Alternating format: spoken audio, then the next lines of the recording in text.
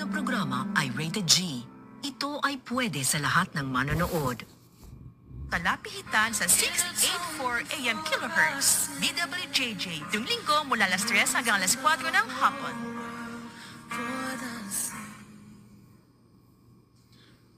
Magandang hapon po mga minamahal na kapatid at narito naman po ang ating programa, ang Divine Mercy Hour na malugod na nihatid sa atin ng Divine Mercy Crusade ng Diocese ng Cabanatuan at ako pa rin po ang iyong kasama si Brother John Paul Valino.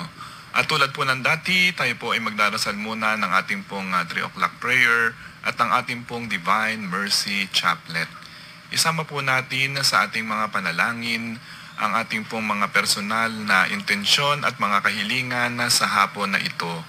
At idalangin po natin ang kapayapaan sa mga gera, lalo na po sa Iran at sa Israel na ating pong ipinapanalangin na pumayapa na sana. At idalangin po natin ang ating pong mga kahilingan sa mabathalang awa ng ating Panginoon. Simulan po natin ang ating panalangin. In the name of the Father, and of the Son, and of the Holy Spirit. Amen. You died, Jesus, with the source of life, load up our souls, and the ocean of mercy, open up for the whole world. O fountain of life, immeasurable divine mercy, cover the whole world and empty yourself out upon us. O blood and water, which flowed out from the heart of Jesus as a fountain of mercy for us, I trust in you. Holy God, Holy Mighty One, Holy Immortal One, have mercy on us and in the whole world. Holy God, Holy Mighty One, Holy Immortal One, have mercy on us and in the whole world. Holy God, Holy Mighty One, Holy Immortal One, have mercy on us and in the whole world. Amen. Jesus, King of Mercy, I trust in you. Amen. The Chaplet of the Divine Mercy. Our Father, who art in heaven, hallowed be thy name. Thy kingdom come, thy will be done on earth as it is in heaven. Give us this day our daily bread, and forgive us our trespasses, as we forgive those who trespass against us. And lead us not into temptation, but deliver us from evil. Amen. Hail Mary, full of grace, the Lord is with you. Blessed are you among women, and blessed is the fruit of your womb, Jesus. Holy Mary, Mother of God, pray for us sinners, now and the hour of our death. Amen. I believe in God, the Father Almighty, creator of heaven and earth. I believe in Jesus Christ, His only Son, our Lord. He was conceived by the power of the Holy Spirit and born of the Virgin Mary. He suffered under Pontius Pilate, was crucified, died, and was buried. He descended to the dead. On the third day rose again. He ascended into heaven and seated at the right hand of the Father. He will come again to judge the living and the dead. I believe in the Holy Spirit, the Holy Catholic Church, the communion of saints, the forgiveness of sins, the resurrection of the body and life everlasting. Amen. Eternal Father, I offer you the body and blood, soul and divinity of your dearly beloved Son, our Lord and Savior, Jesus Christ, in atonement for our sins and those of the whole world. For the sake of His sorrowful passion, have mercy on us and in the whole world. For the sake of His sorrowful passion, have mercy on us and in the whole world. For the sake of His sorrowful passion, have mercy on us and in the whole world. For the sake of His sorrowful passion, have mercy on us and in the whole world. For the sake of His sorrowful passion, have mercy on us and in the whole world. For the sake of His sorrowful passion, have mercy on us and in the whole world. For the sake of His sorrowful passion, have mercy on us and in the whole world. For the sake of His sorrowful passion, have mercy on us and in the whole world. For the sake of His sorrowful passion, have mercy on us and in the whole world. For the sake of His sorrowful passion, have mercy on us and in the whole world. Eternal Father, I offer you the body and blood, soul and divinity of your dearly beloved Son, our Lord and Savior, Jesus Christ, in atonement for our sins and those of the whole world. For the sake of His sorrowful passion, have mercy on us and in the whole world. For the sake of His sorrowful passion, have mercy on us and in the whole world. For the sake of His sorrowful passion, have mercy on us and in the whole world. For the sake of His sorrowful passion, have mercy on us and in the whole world. For the sake of His sorrowful passion, have mercy on us and in the whole world. For the sake of His sorrowful passion, have mercy on us and in the whole world. For For the sake of his sorrowful passion, have mercy on us and in the whole world. For the sake of his sorrowful passion, have mercy on us and in the whole world. For the sake of his sorrowful passion, have mercy on us and in the whole world. For the sake of his sorrowful passion, have mercy on us and in the whole world. Eternal Father, I offer you the body and blood, soul and divinity of your dearly beloved Son, our Lord and Savior Jesus Christ, in atonement for our sins and those of the whole world. For the sake of his sorrowful passion, have mercy on us and in the whole world. For the sake of his sorrowful passion, have mercy on us and in the whole world. For the sake of his sorrowful passion, have mercy on us and in the whole world. For the sake of his sorrowful passion, have mercy on us and in the whole world. For the sake of his sorrowful passion, have mercy on us and in the whole world. For the sake of his sorrowful passion, have mercy on us and in the whole world. For the sake of his sorrowful passion, have mercy on us and in the whole world. For the sake of his sorrowful passion, have mercy on us and in the whole world. For the sake of his sorrowful passion, have mercy on us and in the whole world. For the sake of his sorrowful passion, have mercy on us and in the whole world. Eternal Father, I offer you the body and blood, soul and divinity of your dearly beloved Son, our Lord and Savior Jesus Christ, in atonement for our sins and those of the whole world. For the sake of his sorrowful passion, have mercy on us and in the whole world. For the sake of his sorrowful passion, have mercy on us and in the whole world. For the sake of his sorrowful passion, have mercy on us and in the whole world. For the sake of his sorrowful passion, have mercy on us and in the whole world. For the sake of his sorrowful passion, have mercy on us and in the whole world. For the sake of his sorrowful passion, have mercy on us and in the whole world. For the sake of his sorrowful passion, have mercy on us and in the whole world. For the sake of his sorrowful passion, have mercy on us and in the whole world. For the sake of his sorrowful passion, have mercy on us and in the whole world. For the sake of his sorrowful passion, have mercy on us and in the whole world. Eternal Father, I offer you the body and blood, soul and divinity of your dearly beloved Son, our Lord and Savior Jesus Christ, in atonement for our sins and those of the whole world. For the sake of his sorrowful passion, have mercy on us and in the whole world. For the sake of his sorrowful passion, have mercy on us and in the whole world. For the sake of his sorrowful passion, have mercy on us and in the whole world. For the sake of his sorrowful passion, have mercy on us and in the whole world. For the sake of his sorrowful passion, have mercy on us and in the whole world. For the sake of his sorrowful passion, have mercy on us and in the whole world. For the sake of his sorrowful passion, have mercy on us and in the whole world. For the sake of his sorrowful passion, have mercy on us and in the whole world. For the sake of his sorrowful passion, have mercy on us and in the whole world. For the sake of his sorrowful passion, have mercy on us and in the whole world. Holy God, Holy Mighty One, Holy Immortal One, have mercy on us and in the whole world. Holy God, Holy Mighty One, Holy Immortal One, have mercy on us and in the whole world. Holy God, Holy Mighty One, Holy Immortal One, have mercy on us and in the whole world. Amen. Jesus, King of mercy, I trust in you. Amen. In the name of the Father, and of the Son, and of the Holy Spirit. Amen. Isang napakagandang hapon sa ating lahat, mga minamahal na kapatid. At narito naman po ang ating programa, ang Divine Mercy Hour, na malugod na nihahatid sa atin ng Divine Mercy Crusade ng Diocese ng Cabanatuan. At ako pa rin po ang iyong kasama, si Brother John Paul Valino. At tayo po ay babati na sa ating pong mga minamahal na mga masugid na taga-subaybay sa ating programa linggo-linggo. Sila Sister Emma del Rosario, Sister LB Paglinawan, Sister Lita Martinez at lahat po ng kasapi at mga miyembro at opisyales ng Divine Mercy Crusade Foundation of Nueva Ecija Incorporated sa pangunguna po ni Sister Chu Rivera. At ganun din, binabati po natin sila Sister, lahat po ng ating pong mga taga-subaybay na Divine Mercy Crusade sa buong Diocese ng Cabanatuan sa iba't ibang mga parokya.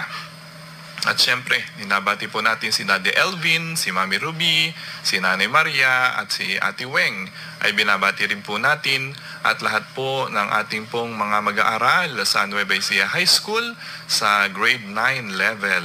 At syempre ang Values Education Department sa pangunguna ni Sir Felipe at lahat po ng ating pumakasamahang guro at kawani ng Nueva Ecija High School ay ating pong binabati. At syempre lahat po ng ating mga subscribers, followers ng Master Ipong TV ay ating pong binabati. Ayan. So ngayon mga minamahal na kapatid ay tayo ay nasa kapistahan ngayong linggong ito ng Corpus Christi o ang katawan at dugo ng ating Panginoong Hesukristo. So tayo po ay nagpapasalamat sa Panginoon sa banal na Eucharistia dahil sa ating pong pagdiriwang ngayong araw na ito ng kanyang katawan at dugo. At ganun pa man, bago po tayo dumako sa ating tatalakayin ngayon, ay binabati po natin ng maligayang kapistahan, nobenaryo kapistahan ng Mother of Perpetual Help Parish sa Dambana ng Ina ng Laging Saklolo, dyan po sa Mabini, na magdiriwang po ng kanilang kapistahan po sa June 28. Ayan. At ngayong araw nga po ito, kaya nga po ako'y naka-bis ngayon at nakaayos, ay tayo po ang sponsor o isa sa sponsor doon po sa Dambana ng Ina ng Laging Saklolo, dahil ngayon po ang mga sponsors po ay ang DepEd o ang mga tagapagturo. So bawat araw po may mga sektor o mga professional po na mga sponsors sa misa ng alas 6 po ng gabi. 5:30 po ang kanilang nobena at susundan po ng banal na misa. No? Ay, iba-ibang pari po yung mga nagmimisa doon sa Dambana. Kaya nga po, ngayong araw po na ito, tayo po inakatalaga ang ating paaralan, ang Nueva Ecija High School, at kasama po natin ang buong DepEd, Division ng Kabanatuan, ay kasama rin po natin na mag-aalay mamaya sa ating pag-sponsor po ngayong araw na ito. No? Dahil ngayon nga po ay naka-assign ang mga mag-sponsor po ay ang mga tagapagturo o mga guro. No? Kaya po tayo ay isa dun sa sponsor po na mag-aalay po mamaya sa ating banal na misa sa Novena Mass ng Ina ng Laging Saklolo, na kung saan ang Nueva Ecija High School po, kabilang po ako, ay sakop po kami ng jurisdiction ng Dambana ng Ina ng Laging Saklolo. No? Kaya po tayo makikisa sa pagdiriwang ng banal na misa, Novena, Nobenaryo, para sa kapistahan ng Ina ng Laging Saklolo sa June 28. At ngayong araw na ito ay tayo po ay ang sponsor. No? So, yun po. So, ngayon nga po, tulad po na sinasabi po natin kanina, ngayon ay pagdiriwang kapistahan ng Corpus Christi. Napakahalaga pong pagdiriwang na ito. Katulad po nung pagdiriwang po nung nakaraang linggo, kung kayo po ay sumubaybay sa ating programa, ang kapistahan naman ng San Patlo, no, the Holy Trinity Sunday. At ngayon naman po ay kapistahan ng katawan at dugo ng ating pong Panginoong Hesukristo, na kung saan ay matutunghayan po natin yung pong mga pagbasa na dito sa ating pong mga salita ng Diyos. Alam nyo, napakaganda po ng unang pagbasa ngayong sa pagpapahayag ng mga salita ng Diyos sa pagdiriwang natin ng Corpus Christi. Ito po yung sinasabi. Ano? So, ang salita ng Diyos mula sa aklat ng Henesis. Noong mga araw na iyon, dinalhan ni Melchizedek, hari ng Salem at saserdote ng kataas-taasang Diyos, si Abram, ng tinapay at alak. At pinagpala ng ganito, pagpalaing ka nawa, Abram, ng Diyos na kataas-taasan na lumikha ng langit at lupa. Purihin ang kataas-taasang Diyos na nagbigay sa iyo ng tagumpay. At ibinigay ni Abram kay Melchizedek ang ikapu ng lahat ng kanyang nasamsam. So dito po nanggaling sa Old Testament yung ikapu, no? yung pong pag-aalay sa Diyos ng ating mga kakayahan at mga kayamanan na binibigay po natin sa Diyos. So sa ngayon po, inialay po natin yung ating mga offerings, donations, love offerings sa Panginoon kapag tayo ay dumadalo sa mga banal na misa. So yun na po yung offering po natin. Dito po sa Old Testament at sa mga iba-ibang mga simbahan ay talagang sinusunod yung pong tithing o yung pong ikapo o 10% nung kanila pong kinikita o yung sinusweldo ay ipinagkakaloob po talaga sa kanila pong mga simbahan, no, at sa Diyos, no.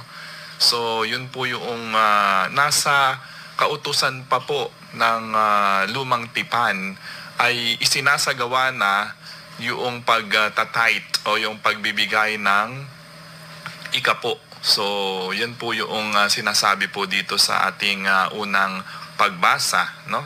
Na kung kayo po ay nagsimba na, ay narinig na po ninyo yon. At dito po sa ikalawang pagbasa, napakaganda na tingnan po natin yung pagbasa mula sa unang sulat ni Apostol San Pablo sa mga taga-Korinto. Ang sinasabi naman po dito, mga minamahal na kapatid, ito ang aral na tinanggap ko sa Panginoon at ibinibigay ko naman sa inyo. Ang Panginoong Hesus noong gabi siya'y ipagkanulo ay dumampot ng tinapay, nagpasalamat at pinaghati-hati ito at sinabi, ito ang aking katawan na inihahandog para sa inyo. Gawin ninyo ito sa pag-alaala sa akin. Gayon din naman, matapos maghapunan, ay hinawakan niya ang kalis at sinabi, ang kalis na ito ang bagong tipan na pinagtitibay ng aking dugo. Tuwing iinumin ninyo ito, gawin ninyo sa pag-alala sa akin. Sapagkat tuwing kakain kayo ng tinapay na ito at iinom sa kalis na ito, ay ipinahayag ninyo ang kamatayan ng Panginoon hanggang sa muling pagparito niya. So, ito naman pong second reading ay nakatuon sa Last Supper ng ating pong Panginoong Jesucristo. Alam niyo po, magkakaugnay ito pong mga pagbasa po natin ngayong araw na ito. Dahil nga, itinuon ang mga tema ng mga pagbasa sa ating pong kapistahan ngayong araw na ito ng Corpus Christi o ang katawan at dugo ng ating pong Panginoong Jesucristo. Alam niyo po, napakaganda at dapat nating bigyang kahalagahan at katesismo ito pong pagninilay po natin sa katawan at dugo ng ating pong Panginoong Jesucristo. Doon po sa second reading, sinabi po doon na talaga pong sinabi ng Panginoon mismo, ng Panginoong Hesus, na yung tinapay ay siyang kanyang katawan at yung kalis na alak ay ang kanyang dugo. So hindi po sinasabi dito sa Biblia, no, sa Ebanghelyo, na simbolo lamang ito ng kanyang katawan at dugo. Hindi. Ang malinaw na malinaw ang sinabi ng Panginoong Jesucristo, kung i-analyze nating mabuti, na yun po ay real presence ng Panginoong Jesus sa Eucharistia, no? Kaya nga po nagtataka tayo sa mga tao na hindi binibigyang halaga o galang ang banal na katawan ni Kristo sa anyo ng tinapay at sa anyo ng alak, no? Nilalapastangan kung minsan, dahil kung minsan hindi po isinusubo yung ostia kapag ka nangungumunyo na tinatanggap sa pari. Ano? Minsan, ibinibigay pat binipirasuhan pa yung anak na maliit na humihingi at dahil curious po yung bata. Alam po ninyo, malaking kasalanan. It's a grave sin kapag ka po ginagawa po natin iyon na nilalapastangan yung ating Panginoon, ang kordero ng Diyos, no? Alam nyo, kinukonsagra po iyon ng pari para ang Espiritu ng Diyos ay lumukob, bumaba, maging katawan mismo ng ating Panginoong Yesus, real presence, yung pong ating pong tinatanggap na ostya, no? Doon po sa banal na misa. Ano? Kaya napaka-importante po sa ating mga Katoliko, yung pong tayo'y laging magsimba para po matandaan po natin at mapag-aralang mabuti yung ating mga ginagawa sa banal na misa at yung pagsunod po natin sa tamang pagtanggap ng banal na komunyon. No? Dahil nga, yung real presence ng Panginoon, kaya nga kung napapansin po ninyo, kapag ka po nagmimisa ang pari at kapag kayari po ng communion, talagang masyadong pinapahiran po niya, nililinis mabuti yung pinaglagyan na siborium o siboria o kaya doon sa paten o kaya doon sa mga linen na ginagamit ng pari. Dahil kahit sa kamumumuhan, kahit na sa kaliit-liitang piraso ng ostya nung katawan ni Kristo sa anyo ng tinapay, ay naroon ang real presence of Jesus. No? Naroon po yung pong katawan ni Kristo. Naroon mismo si Jesus. Ano? Kaya po, ganun na lamang ang pagpapahalaga ng ating mga kaparian, ng mga reliyoso, mga relihiyosa, at lahat ng mga naglilingkod na laiko, no, sa banal na Eucharistia. No?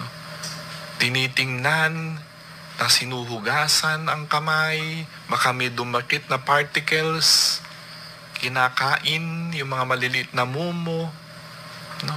Dahil doon sa kaliit-liitang mumo na yon ng katawan ni Kristo sa anyo ng tinapay sa ostya, ay naroroon si Jesus mismo. Alam nyo, kaya nga nagkaroon ng kapistahan ngayon ng Corpus Christi. Dahil po, yung pong doubt ng isang pari sa Italia noong matagal na panahon, ay hindi niya pinaniwalaan yung real presence ni Jesus dun sa Holy Eucharist. Para bang hindi ko naman nararamdaman na talaga naman nagiging katawan at dugo ni Kristo itong ginagawa kong consecration kapag nagdadasal siya. Sa Italia po ito nangyari, no? Alam nyo, dahil sa kanyang doubt, no? Pari na po siya, no? Dahil sa kanyang doubt, nandun po yan i-search nyo na lang po yung istorya dun sa Italy, kung paano nagkaroon ng kapistahan, itinalaga ng isang Santo Papa, ito pong Corpus Christi, no? Dahil nga dun sa nangyaring himala, na alam nyo ba yung anyo ng tinapay, dahil sa pagdududa ng pari, ay naging tunay na laman. Alam mo na, naging controversial po ito noong mga panahon na iyon sa Italia at sa media. No, dahil nga naging tourist spot na, naging pilgrim spot na yung simbahan na iyon, kung saan nga naging tunay na laman yung pong ostya na hanggang ngayon naka-preserve po iyon doon sa isang monstrance doon sa Italy. Ano? Kasi nagduda po yung pari na baka hindi talaga nagiging katawan ni Kristo. Oo, yung ostya, no? Kaya ang nangyari sa kanya nung pagbaba niya doon sa ostya nung after the consecration, ay nakita niya may dugo. Nakita niya, no? At yun po, nakita po niya at naging laman yun pong ostya dahil sa kanya pong pagdududa.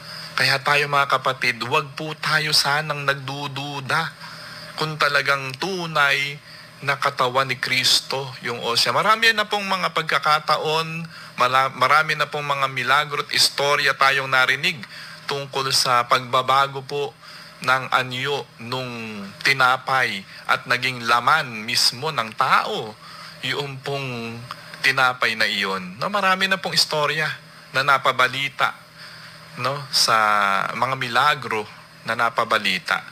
So, yun po yung mga kaganapan sa Italia noon at sa marami pang mga panig ng mundo at may iba-ibang mga simbahan na may ganitong klaseng Eucharistic miracle na tinatawag na nagiging tunay na laman at dugo yung pong ating tinatanggap sa komunyon.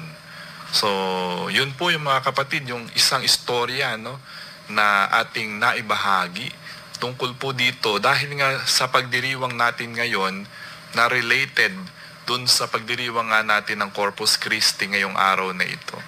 So, sa ating pong pagbabalik, tayo po ay dadako na sa ating pong ebanghelyo at nang maipaliwanag pa po nating mabuti itong napakagandang kapistahan ngayon ng Corpus Christi. So, magbabalik po ang ating programa. Ito po ang DWWJ sa East 84. Sa ulo ng mga balita.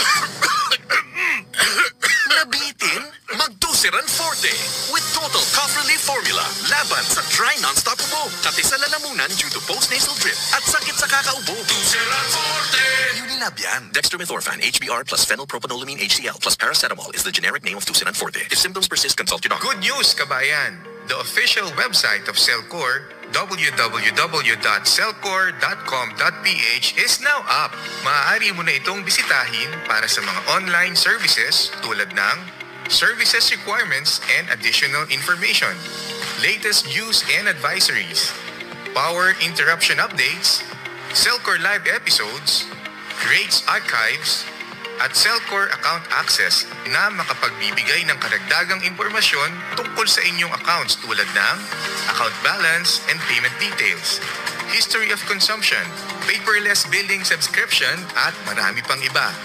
Ito ay bahagi ng aming hangarin na patuloy na makapaghatid ng makabago at magandang serbisyo para sa inyo. Kabayan, ano pa ang hinihintay nyo? Visit www.cellcore.com.ph now. Kastoy ti oni na timparado nga agong numanayunan pa ti sakit ti ulo. Nagrigat niya? Isung ano barado ti agong kenada ti sakit ti ulo? Decongest with Decolgen Forte. Kapit saan nga agas laban ti daduma nga Decolgen formulations. With maximum decongesting action versus P-based medicines available OTC in the Philippines. Decolgen Forte. Alagang Unilab yan. Phenylpropanolamine, HCI, chlorphenamine, maleate, paracetamol is the generic name of Decolgen Forte. If symptoms persist, consult your doctor. Eternal Father, I offer you. Muli po tayo nagbabalik sa ating programa, mga minamahal na kapatid. At tayo po ay nandito naman sa ating programa, ang Divine Mercy Hour na malugod din ihatid sa atin ng Divine Mercy Crusade ng Diocese ng Cabanatuan. At ako pa rin po ang inyong kasama, si Brother John Paul Valino. At tayo po ay nagpapasalamat sa pamunuan ng DWWJ sa Cab TV sa pagbibigay puwang po linggo-linggo sa ating programa. At tayo nagpapasalamat kay Ginoong Cristo Dulao at ganun din sa ating pong dalawang kasama dito, kay Kuya Richie at Kuya Andrew, sa kanilang tulong teknikal. At dumako na po tayo, mga minamahal na kapatid, sa ating pong mabuting balita ngayong linggong ito. Sa pagdiriwang nga po natin ng Corpus Christi o ang katawan at dugo ng ating pong Panginoong Hesukristo. Alleluia, alleluia. Pagkain dulot ay buhay, si Jesus na poong mahal, buhay natin siya kailanman. Alleluia, alleluia. Mga kapatid, ang mabuting balita ng Panginoon ayon kay San Lucas. Papuri sa iyo, Panginoon. Noong panahong iyon, nagsalita si Jesus sa mga tao tungkol sa paghahari ng Diyos. Pinagaling niya ang mga may karamdaman. Tang dumidilim na'y nilapitan siya ng 12 at sinabi sa kaniya, "Paalisin na po ninyo ang mga tao nang makaparoon sila sa mga nayon sa kabukiran sa paligid upang humanap ng makakain at matutuluyan." nasa isang ilang na lugar po tayo. Ngunit sinabi niya, kayo ang magbibigay sa kanila ng makakain. Sumagot sila, wala po tayo kundi 5 tinapay at 2 isda. Kaya, kailangan bumili kami ng pagkain para sa mga taong ito. May 5,000 lalaki ang naroon. Ngunit sinabi niya sa kanyang mga alagad, paupuin ninyo sila ng pulu-pulutong na tig-50. Gayon nga ang ginawa nila. Pinaupo ang lahat. Kinuha ni Jesus ang 5 tinapay at 2 isda. Tumingala sa langit at nagpasalamat sa Diyos. Pinaghati-hati niya ang mga ito at ibinigay sa kanyang mga alagad upang ipamahagi sa mga tao. Nakakain ang lahat at nabusog. Tinipon ng mga alagad ang mga lumabis at nakapuno sila ng 12 bakol. Ang mabuting balita ng Panginoon, pinupuri ka namin, Panginoong Hesukristo. So napakaganda po ang ating pong ebanghelyo ngayon sa pagdiriwang natin ng Corpus Christi. Ito pong senaryo na ito, the feeding of the 5,000 men, at kasali pa po doon yung mga babae at mga bata na kasama po noong 5,000 mga kalalakihan na sinabi po dito sa ating ebanghelyo ngayon, no? Napakaganda, sabi po ng Panginoon, kasi sabi ng mga alagad, pauwiin nyo na po sila kasi dumidilim na at nasa ilang tayo, nasa malayong lugar tayo. Wala pong mabibilan ng pagkain dito. No, sabi po ng Panginoon, kayo ang magpapakain sa kanila. No? Alam nyo, dito sa milagro na ito ng Panginoon na pinakain niya po yung 5,000 mga tao, aside pa dun sa mga bata at mga babae na kasama po nila. Kasi ang naitala lang po dito sa Ebanghelyo ay mga kalalakihan. Kasi nga, ay nasa minority kasi ang mga kababaihan at mga bata noong araw. Hindi po binibilang. Walang bilang yung mga maliliit. Walang bilang yung mga kababaihan. Kaya po ang naitatala lamang noon ay ang mga kalalakihan. Yung male supremacy, no? Yun pa rin po yung nakikita po dito sa ating Biblia noon. Kaya po ang naitatala lamang ay mga kalalakihan. Alam nyo, kung hindi po nagbahagi yung bata na may dala po nung isang 2 isda at 5 tinapay, ay hindi po magkakaroon ng milagro, no? Kasi yung sharing, no, ay dapat nagmumula po sa atin. Napakadaming aral tayong mapupulot dito. Alam nyo, sa banal na misa, kapag po tayo uma-attend sa consecration, di ba sinabi ko kanina na talagang nagiging katawan at dugo ng Panginoong Hesus, yung tinapay na ostia at yung alak, no, na mula sa katas ng ubas, no? So, yun po ay totoo na nangyayari. Kaya, dapat tanggapin po natin ng may kababaan ng loob, may malinis na budhi ang katawan ni Kristo. Kailangan wala po tayong kasalanan na nagawa, na labag sa 10 utos ng Diyos kapag po tayo ay tumatanggap ng komunyon. Dapat wala tayong mortal sin na tinatawag, no? Ano ibig sabihin po noon?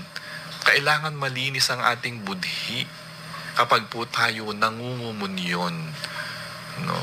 Yun mga kapatid ang dapat natin palaging ginagawa, na paglilinis ng ating konsensya, paglilinis ng ating budhi kapag po tayo ay nangungumunyon, kapag dumadalo tayo sa mga banal na misa. Hindi po yung kapag pumipila na sa komunyon, tayo nakikipila na lang at tayo sumusunod na lang sa agos. at sumusunod na lang sa daloy. No? Yun nga mga kapatid ko, minsan nakakalungkot dahil lalo na sa mga kabataan, no? Kasi yung ibang mga kabataan ay ganun po ang ginagawa. Kailangan tinuturuan po natin sila, no? O baka maski tayong nakatatanda, ganun din, nakikipila-pila po tayo sa komunyon. No, tandaan po natin, real present ni Jesus po yung tinatanggap po natin. Hindi dapat nababastos yung komunyon. Yun nga yung sinabi ko kaninang halimbawa, tulad po noon, na parang pinipirasuhan po yung bata na maliit kapag humihingi dun sa nanay. Kahit na hindi pa po siya nagpe-first communion, para mapatikim lamang yung batang maliit, binibigyan nung ina. So, mali, no? Mali. Kapag ka po hindi pa po kayo nagpe-first communion, lalo na yung mga batang maliliit, pwede naman po kayong pumila sa komunyon, ibe-bless lamang po sila ng pari. Kaya lang po dapat nakaganon. Parang ibig sabihin hindi ka pa po pwedeng tumanggap. Nakipila ka lang doon para ma-bless ka nung pari o nung Eucharistic minister, no, nung layman. Kung tawagin, no, yung mga laiko ministro ng Eucharistia, no. So yun po yun, ano.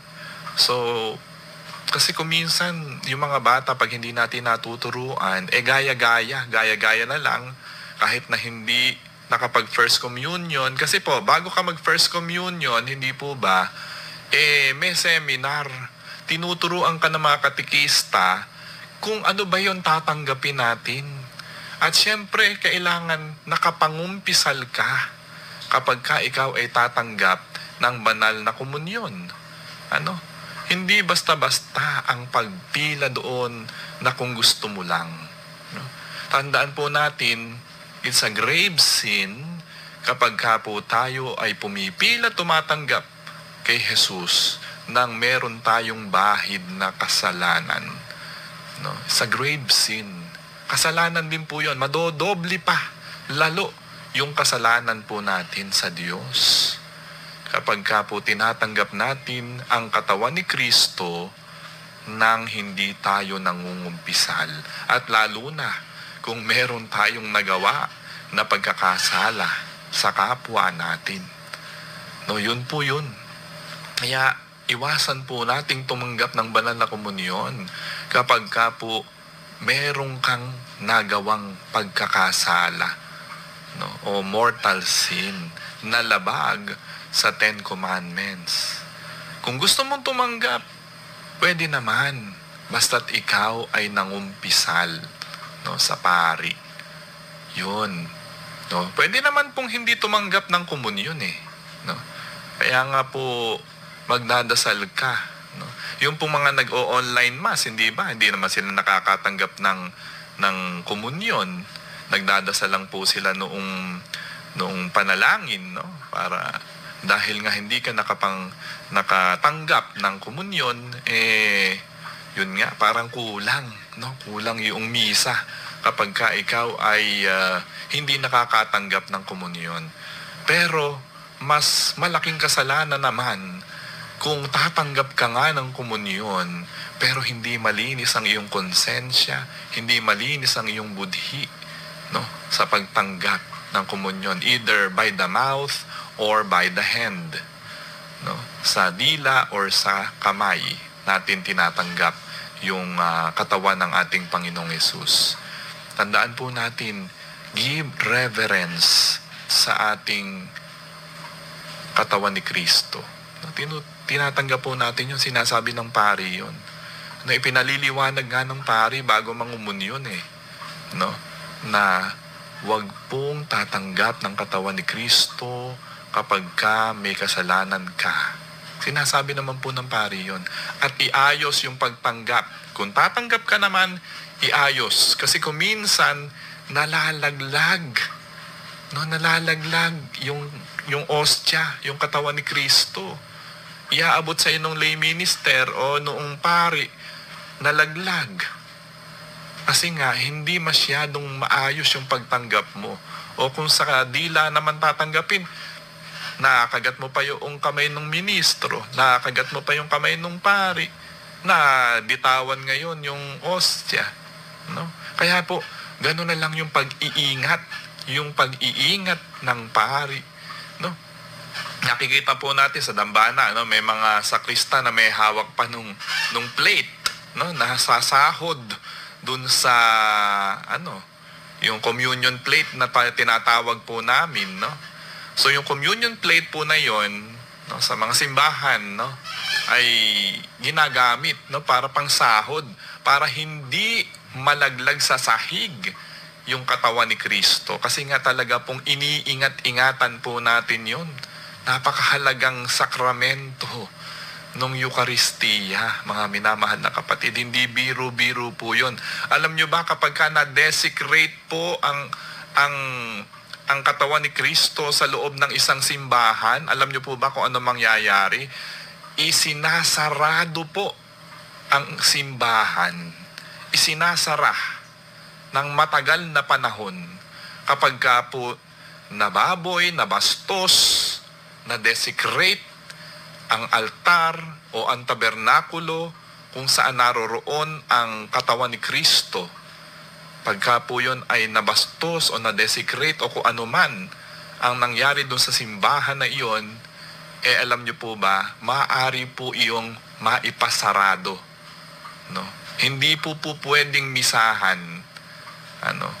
At ang obispo lamang po ang pwedeng magdesisyon kung kailan po bubuksan muli yung simbahan na yon. At yun po ay sinasangguni pa po yan sa mga kinauukulan ng simbahan. Ganun po kahalaga ang katawan ni Kristo. No? Kaya nga kung may bubuksang mga kapilya, may bubuksang mga parokya, may bubuksang mga simbahan, unang-una pong inilalagay sa tabernakulo ng simbahan yung katawan ni Kristo na simbolo ng authority doon sa simbahan na iyon na nandoon na si Jesus. Kaya nga po yun, iniilawan Iniilawan po yun sa tabernakulo, yung pong katawan ni Kristo o yung mga natitirang hindi naubos na katawan ni Kristo o ostia sa komunyon. Doon po inilalagay, parang ref, no? Doon po inilalagay sa tabernakulo, no? Dahil nga iniingatan po 'yon, sinasaraduhan, kinakandado at nilalagyan ng ilaw, nilalagyan ng kandila o nilalagyan ng ilaw na kahit sa gabi po bukas 'yon. Hindi po pwedeng walang ilaw na iiwanan mo po yung tabernacle. No, kahit saan pong mga simbahan ka pumunta, lagi pong may ilaw 'yun. No, lagi pong may ilaw 'yon kasi nga tanda ng real presence ni Jesus, ng ating Panginoong Jesus na naroroon sa tabernakulo. Yung pong ostya na na-consecrate ng pari. Napakahalaga po no na matutunan po natin yun bilang mga Katoliko na pahalagahan ang banal na Eucharistia. Ngayon pong linggong ito, nakikita nyo, no? Kung kayo po'y nakapagsimba na, ay ipinuprosesyon ang banal na sakramento. Ipinuprosesyon sa mga simbahan, no? Oo. Yun na ang final blessing. Yung pong after the procession, ibe-bless tayo ng monstrance kung saan nandoon ang katawan ni Kristo, ang banal na Santissimo Sacramento na nasa altar, ay bine-bless po tayo at yun na po yung final blessing. Pero kung yung pari po, syempre, tayo kasi nasanay tayo na nagkakaroon pa ng final blessing. Pero ngayon pong kapistahan na ito ng Corpus Christi, ang final blessing po na ginagawa ng pari ay yung pong banal na Santissimo Sacramento ang pinambe-bless po sa atin after the procession. No? Magpo-procession ng maliit na procession sa paligid ng simbahan o doon sa loob ng simbahan. Oo. At After that ay darasalin na po yung tantum ergo, iinsensuhan po yung Santissimo Sacramento, panalangin ng papuri dun sa banal na sakramento, and then, ayun, yung blessing, no? So, yun na po yung final blessing. No? Kaya po, pagkayari po noon na matanggal na yung katawan ni Kristo na nasa monstrance, yung sa banal na Santissimo Sacramento, ay umaalis na po agad yung pari at nilalagay na po niya uli sa tabernacle yung pong big host, ano, yung katawan ni Kristo, no, na consecrated, no. So yun po, nag-final blessing na po noon kapag po na-bless na tayo nung Santissimo Sacramento. Pero po yung ibang pari, no, bago umalis, katulad po kanina si Father Mike ay ano pa po siya ng final blessing kasi baka hindi po umalis yung mga tao kasi hindi nga alam nung mga tao yung ganon, no? So yun po yung nakita natin pong kakaiba ngayong pong kapistahan na ito ng Corpus Christi, ano, na ipinrosisyon yung Santissimo Sacramento. Tuwing kailan lang po ba natin nakikita, napapansin nyo na tayo nagpo-prosesyon ng Santissimo Sacramento? Kapag ka po Christ the King, ano, 2 beses lamang, no, sa isang taon na tayo ay nagkakaroon ng prosesyon na ganon. During Christ the King celebration at saka ito, yung kapistahan ng Corpus Christi o ng katawan at dugo ng ating Panginoong Jesucristo, no? Yun po yung dalawa lamang na prosesyon na ginagawa po natin kapag ka po kapistahan na ito ng katawan at dugo ng ating Panginoon, ng Corpus Christi. So, yun nga po, ano? Katulad po nung sinabi ko kanina na Eucharistic miracle, no? Sa mga nagdududa pa rin hanggang ngayon sa real presence ni Jesus dun sa Eucharistia o dun sa ostia, sinasabi ko po sa inyo, totoo po na yun ay nagiging katawan at dugo ng ating Panginoong Jesucristo, yung ostia at yung alak, kapag ka po nakonsegra na ng pari. Yun po yun. Dinasal na yung consecration, ano, yun, tanggapin ninyong lahat ito at kanin, ito ang aking katawan na ihahandog para sa inyo. No, nung matapos ang hapunan, ano, kinuha niya ang kalis, nagpasalamat siya, ano, iniabot sa kanyang mga alagad at sinabi, tanggapin ninyong lahat ito at inumin, ito ang aking katawan, ito ang aking dugo na ihahandog para sa inyo. No? Pagkayari po nun, na ibaba, consecrated na po yun. No? Yun po ay katawan at dugo na ng ating Panginoong Hesus. Kaya nga kung minsan, hindi tayo masyadong nagtutuon ng attention kapag ka-consecration. No? Kaya nga, hanggat maaari sa banal na misa, bawal maingay. No? Bawal makipagdaldalan. No? Kasi napakahalaga, lalo na sa time ng consecration, kasi nandoon ang milagro ng Panginoon. Nagaganap yung milagro ng Panginoon, no, sa banal na misa. Yun yung pinakamahalaga. No? Mahalaga po ang lahat ng bahagi ng banal na misa. Pero pinakamahalaga, no, yung pong consecration. Kung saan nagiging katawan at dugo ng ating Panginoong Hesus ang tinapay at alak. No? Kaya lubos na katahimikan, kataimtiman ng panalangin ang kinakailangan sa time ng consecration.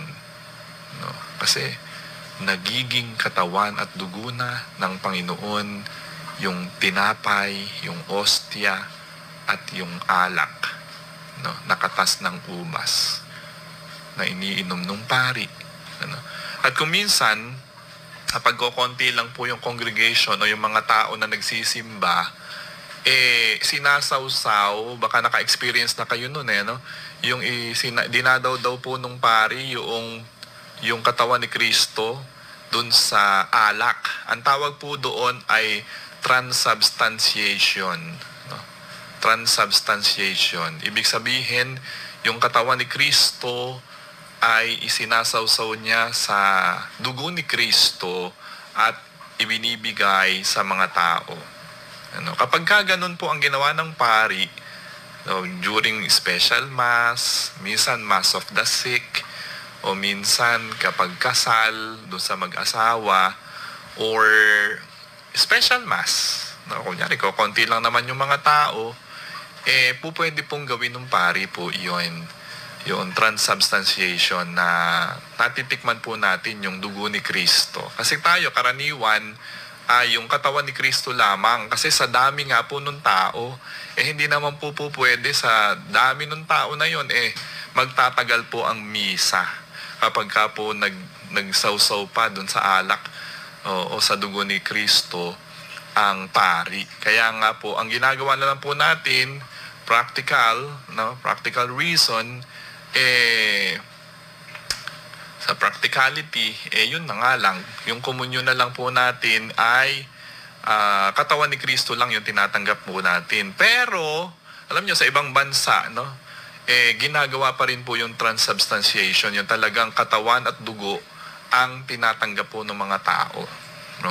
Pero sa atin, dahil marami po tayo nagsisimba sa mga simbahan, punong-puno ang mga simbahan kapag araw ng linggo, practical reason, yun nga, yung ostia na lang o yung katawan ni Kristo na lamang po ang nire-receive po natin sa banal na misa. Pero pwede naman po na yung katawan at dugo ng Panginoon ang ating matanggap. Pwede po yun. Nasa sa pari po yun kung gusto niya pong ibigay. Pero dahil nga limited lang po yung oras at may mga susunod pang mga misa after nung 1 oras na misa, nagtatagal po kasi kapag ganoon. At saka baka hindi magustuhan yung lasa, yung iba allergy sa alak, yung iba ayaw ng may alak. Kaya po, yung katawan ni Kristo na lang na tinapay po ang ating nire-receive sa komunyon. Practical reason. Pero sa totoo po, dapat po talaga ay magkasama yung katawan at dugo ng ating Panginoon pag nire-receive po natin sa communion. Kasi talagang yun naman talaga ang kinosecrate ng pari. Hindi lang po yung ostia ang na-consecrate doon, pati po yung dugo ni Kristo. Alam nyo, kung mapapansin po ninyo, kapag naubos yung ostia o yung katawan ni Kristo, naubos, yung consecrated po, yung consecrated host, ay po pwede pong kuhanin ng pari yung alak dun sa altar at kumuha ng hindi consecrated host, yung mga nasa plastic na ostia, at idaw-daw po doon sa alak. At ang sasabihin na po nung pari, kapag naubos po yung ostia, yung katawan ni Kristo na consecrated, po pwede pong gamitin na nung pari yung nasa kalis na dugo ni Kristo. Kaya nga ang sinasabi na nung pari, kapag ganoon, kukuha nga dun sa mga hindi consecrated host at ilulubog o idadaw-daw dun sa chalice at sasabihin dugo ni Kristo. Dugo ni Kristo. So hindi na katawan ni Kristo yon kasi nga hindi naman consecrated yung ostia na galing lamang dun sa lalagyan. Basta hindi consecrated, hindi po nadasalan nung pari yon, hindi po yun consecrated host. So, pag naubos po yun, at marami pa rin tao na nakapila doon sa komunyon, po pwede pong gawin ng pari yun, na dugo naman ni Kristo ang ibigay doon sa mga nangungumunyon. Po pwede po yun. Kaya lang, by the mouth na, wala nang tatanggap by the hand kapag kadugo ni Kristo. Kasi ma-desecrate nga po yun. Pagka po dugo ni Kristo, diretso na po sa bibig o sa dila ibigay, ipa-receive dun sa mga nangungumunyon. So yun po yung mga ginagawa po ng pari kapag ka po nauubos lamang yung katawan ni Kristo. Pero hanggat maaari, binibilang nga po ng mga sakristan yun, ng mga lay ministers, kung ilan yung mga nagsisimba. Kaya lang, Kuminsan may mga late na dumarating. Alam niyo po kami sa school, nagpapamisa rin po ako in charge dun sa eskwelahan kapag nagpapamisa. Talaga pong napakaraming bata, napakarami pong nagsisimba. Kasi may mga once a month na misa po kami sa Nueva Ecija High School, na ginagawa po namin, no? Hindi po nabibilang kuminsan yung mga batang nagsisimba, no? At saka yung mga teachers na mga nagsisimba, maraming talaga.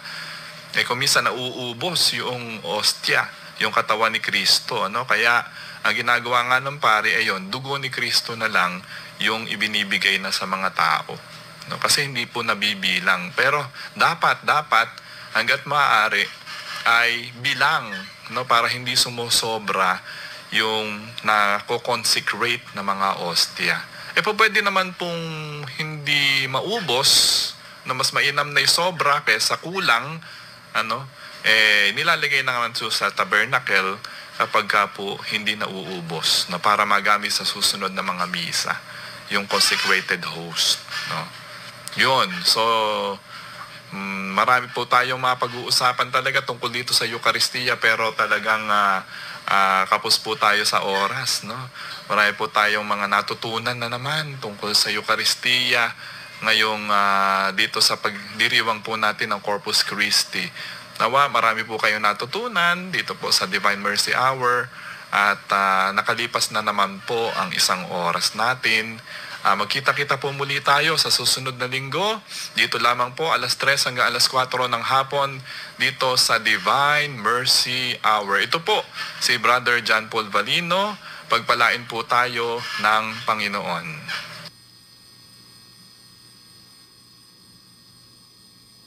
Ito po